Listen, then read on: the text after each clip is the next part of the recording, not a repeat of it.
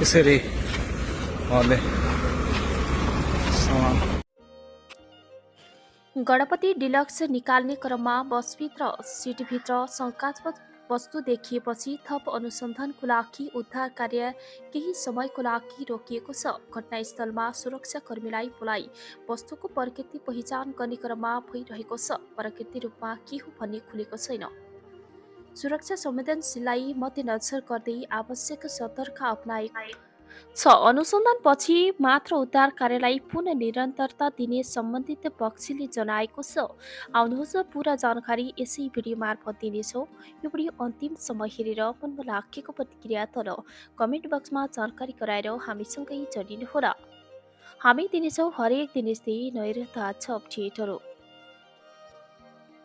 सिमताल नजिकै त्रिशुली किनारबाट गणपति डिलक्स बसको अगाडि भाग गहिरो बालुवा र पानीले पुरिँदा एकैचोटि निकाल्न असम्भव भएपछि टुक्रा टुक्रा पारेर सावधानीपूर्वक उद्धार गरिएको हो।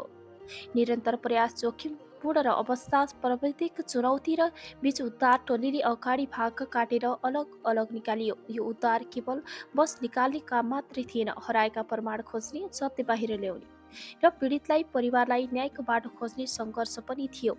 यति बेला सामाजिक सञ्जालमा त्यो निकै भाइरल बनिरहेको छ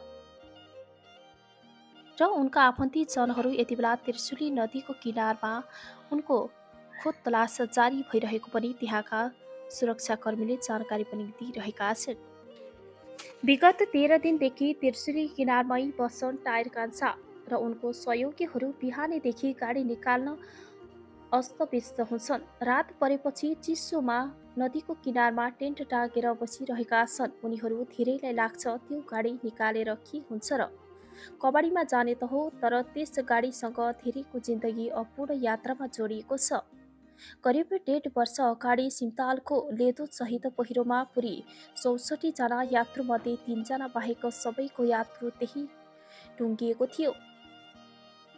कोहीको शव फेला नपरे पनि आज धेरै बेपत्ता भएका छन्। आफन्तीजनहरूलाई धेरै भए पनि आशा छ सास त भेटिन्न, तर केही निशानीहरू त भेटिन्छ भने। किनभने टायर कान्छाको टोली सँगै इलाका प्रहरी कार्यालय आबु खैरेनी मनोकामना गढ भानुबाट सशस्त्र प्रहरी तथा 17 नम्बर गढ आपटारीबाट सशस्त्र प्रहरी विपद व्यवस्थापन टोली सहित सुरक्षाकर्मीहरू पनि निरन्तर खटिएका छन्। यस प्रकारमा जुटिरहेका सम्पूर्णलाई उच्च सम्मान हृदयदेखि नै नमन भन्दै सामाजिक सञ्जालमा यति बेला केही अवशेषहरू भेटिन्छ कि भन्ने आशहरू गरिरहेका छन्।